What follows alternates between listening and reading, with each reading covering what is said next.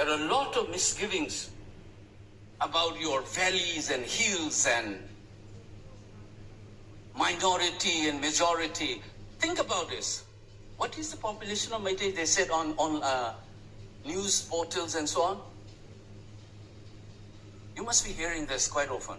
What is the population percentage of Meiteis in Manipur? Please tell me. Some people say 53. You must have heard famous journalists repeating this. 53% Meiteis, 53% Meiteis. That's the 2011 census based on the language spoken. It includes non-Meiteis who speaks Meiteilon as their mother tongue, such as Angles. So if you subtract those percentages, Meitei's population actually is around something between 43 to 45%. What is the tribal population's percentage in Manipur? 40.33, around that. So 40 versus 45 or 40 versus 43. How do you make sense of minority and majority here? What is the population of Muslim in this country for them to be called a minority, largest minority? 14-15% versus 80%. That makes sense to call something as minority. And you box in this 43% in less than 10% of the land, and you think that they are not dispossessed. You think they are majority. And you think there are 40 seats. Is it Meitei seats or is it unreserved general seat? What did Indian Constitution say? That you must reserve seat for ST and SC proportionate to their population. So in this country, in Parliament, for example, you have around about 8.6% of the seat is reserved in Lok Sabha, because that is roughly the proportion of ST in this country. In Manipur, you reserve 19 seats for ST, not 20. People get confused on this. Tangpokpi is not a reserved seat. That's why in 1980, Kishore Thapa, a Nepali, won the election. So there are 19 seats reserved for ST. It is based on 1961 population, which is similar, 31% of the tribal population in that state. Was it done by Meitei? Is it designed by Meitei? It is a constitutional scheme. So there are experts in this country is fed by some of these communal sectarian forces, and they said it's Meitei, as if this is done by Meiteis. And said it should be 50-50%. Did they ever raise this question in any other states where you have ST reservation seats? Have you ever heard? No. Do you see, if you go by such a report, which was instituted by Manmohan Singh government, on the status of Muslim in this country after 50 years of independence, what is their socio-economic structures, status right now? What their representation in bureaucracy and other parliament and so on? And they discovered that it is not properly represented. You use the same criteria. Are they represented proportionally to the assembly of the state? Yes. 31% reserved seat, 19 seats out of the 60. And it is not done by Meiteis. It is the Constitution of India's mandate. Why go communal? You're looking from a communal range, and as if it is done by Meiteis and you say 50-50%, then karo, entire country mein. And you say, how many of them, you've seen such a report, how many of the Muslims are there in the bureaucracy? Check in Manipur, how many of them in the top echelons of the bureaucracy in the decision-making structure? Some report says in the government of India, there is 1 or 2 ST secretary level officers in the union government. 8% of the population is represented barely by 1 or 2 secretaries. In Manipur, do you know what is the representation in the bureaucracy? Please check it. You will see and do a comparison between Mizoram and Nagaland. And see, in Nagaland you have something called the Eastern Nagalands. They are also demanding because of their not represented and so on. How many of the Nagas from the eastern Nagaland is represented in bureaucracy and decision-making process of the state, and their cabinet minister in union government, and do a comparative study with Manipur? These are factual, objective ways of looking at it. Does it mean that there is no differential development patterns in the state? Or that there cannot be any differential developments among different communities in the state? There could be. So how do you solve that? Do an objective assessment, form a committee like Shachar committee, and then investigate which of the community has how many graduates, what is their mortality rate, what is their infant mortality, maternal mortality rate, literacy rate, their presence in the bureaucracy and academia. Find it out first without communalizing this entire debate. Then we will try to make a corrective step. If you are genuinely concerned about solving real issues, then you don't need violence. You don't need falsehood to be propagated. That is the thing that we should be asking. For too long, we have allowed this. And the fault squarely lies with our political leadership. If you have grievances among your people, you should have addressed that long time back. Sharing the spoil of the state's economy, contract and percentage cuts, propping up your men and transfer and this and that. You're obsessed with that wall. So who's getting benefit out of this conflict? You want to prop up some of your politician as a savior of X community, some politician as the champion of Y community. And all along, these guys have been sitting together. Look at their wealth. It's the ordinary people are suffering. Do you think that these people who have been slaughtered and who have been thrown out of their homes are any of those elites in the society?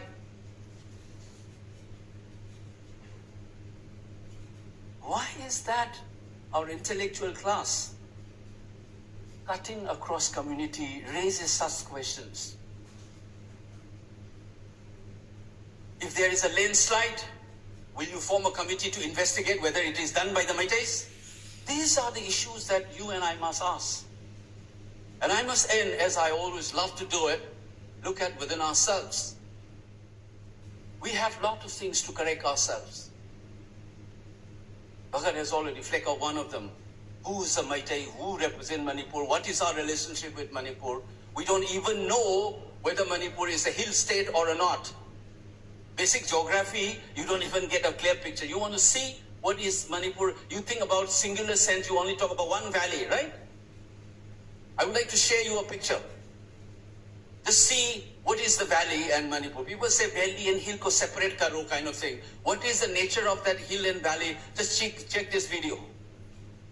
This is Churachandpur headquarters. This is the southern tip of the oval-shaped valley of Manipur, the central valley. Is it a hill?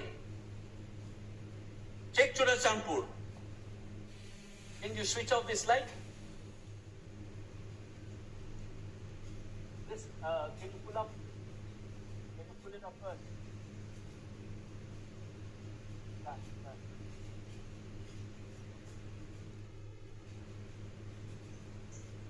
This is Bangla, in the heart of Imphal.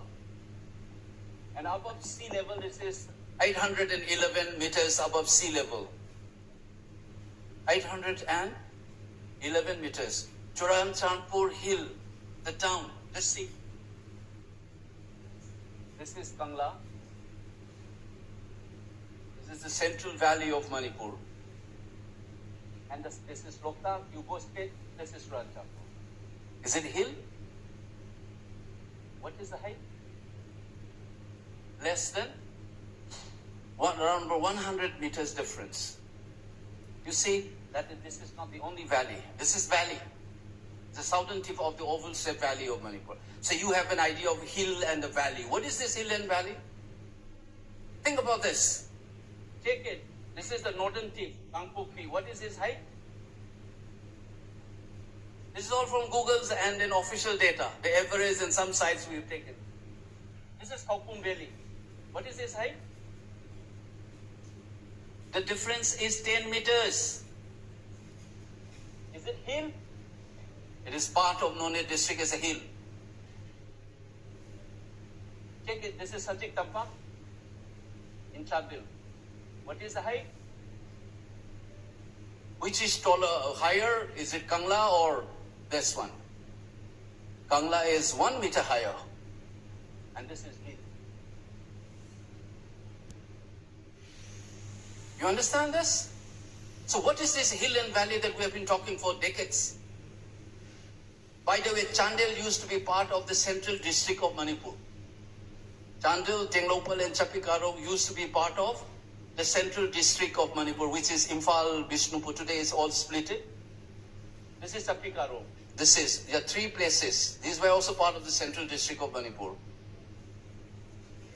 This 890. And we have been living with this idea of as if there is one single valley and the rest is hill. But look at the entire Manipur. If you can, for this, see, you have the other video. This is More is the plain on the other side, and you have the Giri on the other side. Just fast forward and let me see. This is the central valley. Champur is this. The southern tip. Kanpupi is this. Northern tip. Then this is the Kopum valley. Can you see that? The Chapi Karong and Chandel, all are here. So there are multiple valleys. Do you have valley in Chandigarh? Is there valley in Chandigarh? Is there valley in Lucknow? Why? Because that's a plain.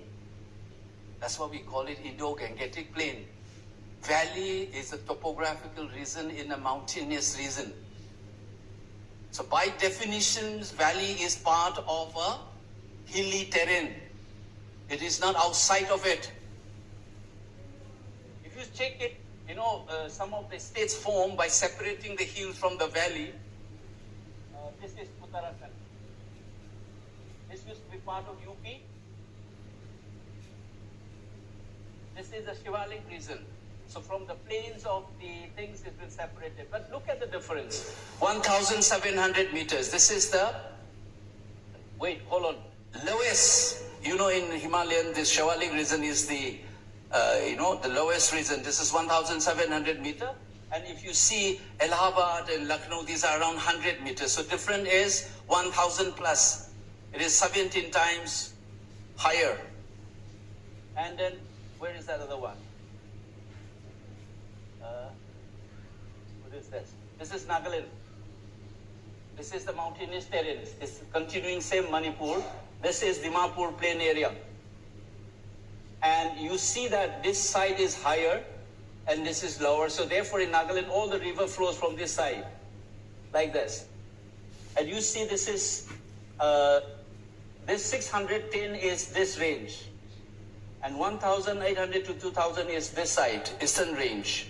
Okay? So you see that when Assam Valley, this is the valley area, when this was carved out, there is a geographical distinctive features which have been removed. You see that it is part of what we call it Eastern Himalayas. So and Brahmaputra Valley is part of the Indo-Gangetic Plain. So you have this geographical distinctiveness. But if you see in Manipur, this picture is completely different because like here you have Dimapur and Kohima can have a relationship, and you think Manipur and Champur cannot have a relationship because they are hill and valley.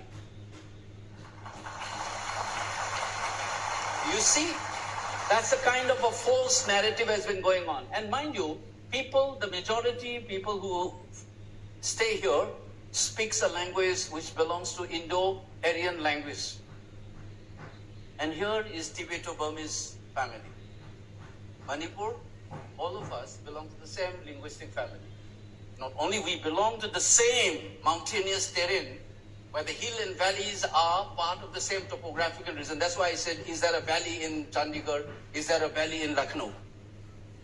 Because that by definition, valley is part of that.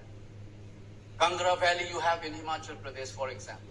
So valley is inherently a part of a mountainous region, and you talk as if the relationship between Brahmaputra Valley and Naga Hills is the same as the relationship between Imphal and Sajik Tampak or Chandel or Chiran Champur and so on. Can you see the false perspective that have been imposed?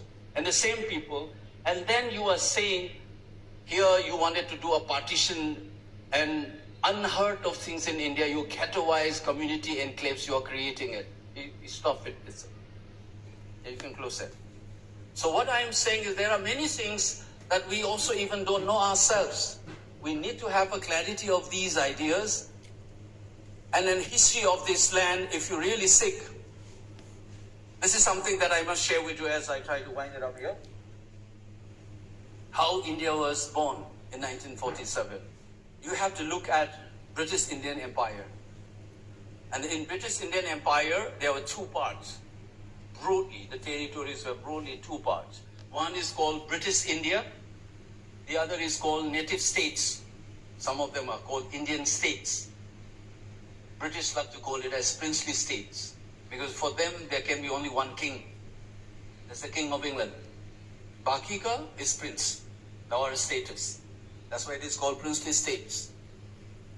So what happened is, the Indian Republic that you and I are a member of today was born out of an amalgamation of those Indian states and British India. And there were 600 roughly around states. And one of those states is the state of Manipur. You must understand this. There's something that I want to share with you. These states joined together to form this country. They are not created by this state. Manipur was not created by the Indian state. Manipur was a state which joins and constituted the Indian Republic, like many other princely states. Some of them have been merged together with so many other areas and states were formed. Till recently, there were only 3 of those states with their territories intact.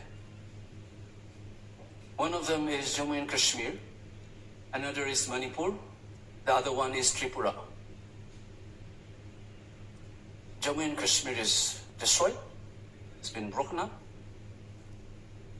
And this is the second state which I suspect some people are trying to break up. And you must calculate why some people would love to break up this and then create bloodshed in an organically connected landscape. The intimacy between valley and its higher regions, what we call hills, is an organic relationship. And community which were so embedded with each other, not only in marital relationship and so on, but even in settlement patterns. And you are trying to tear that apart through false dichotomies and narratives. And you are asked to fight among each other. This entire region of the Northeast is sweeping by neoliberal economic forces. We are nothing. There are few lakhs of population, few crores if you combine all together, Indian Northeast. Much more larger corporate capitals, geostrategic calculations. We are nothing but pawns. Your bloods, your cries, your pains seems to be less important to the larger goal. If it is not, I dare those people who have power, show us, stop this violence. If you have the power, if you have the concern for these people, stop the violence. Don't play dirty games.